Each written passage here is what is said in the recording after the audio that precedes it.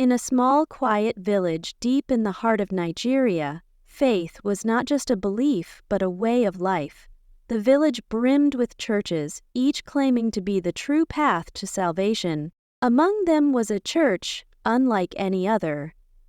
It wasn't grand, nor adorned with golden crosses, but a simple grass-thatched structure standing proudly at the center of the community. This humble sanctuary was home to Pastor Makoko, a man whose name inspired awe and fear in equal measure.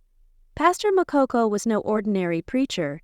He was gifted, or so it seemed, with a power that few dared to question. His sermons were fiery, his words mesmerizing, and his miracles beyond comprehension.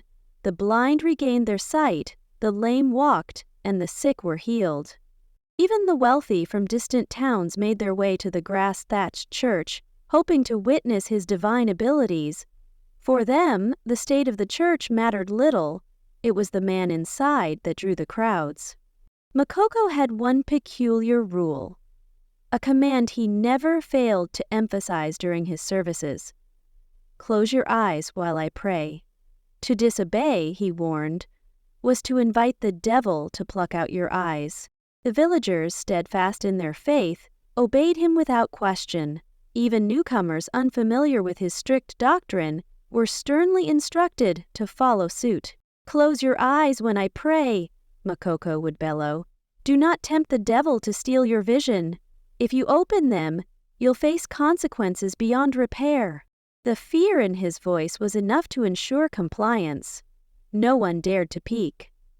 Over time, his rule became an unchallenged law within the community. One day, a stranger named Achan arrived in the village.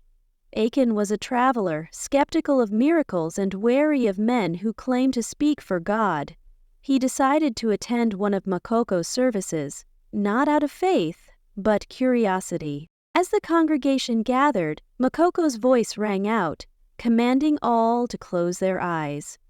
But Achan did not. He kept one eye slightly open, watching the preacher with suspicion.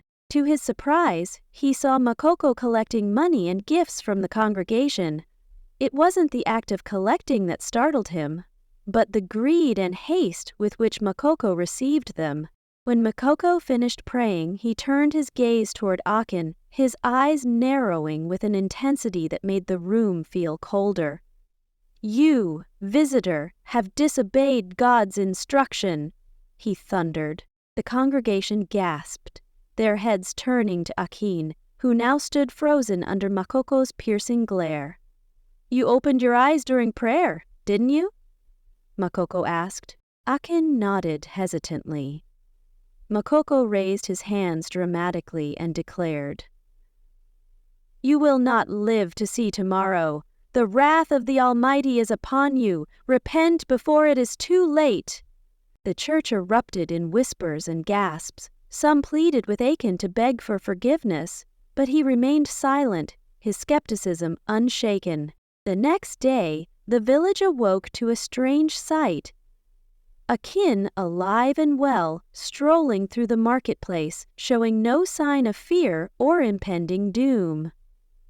As news spread quickly, people began to murmur, "Was Pastor Makoko wrong?" But before doubt could take root, another event solidified Makoko's hold over the community. A week later, a young woman named Kioma attended the service. During prayer, she grew restless and, forgetting the pastor's warning, opened her eyes. Makoko stopped praying and turned to her. "You too have disobeyed, child. From this moment on, your voice will be silenced. You will not speak again until you repent."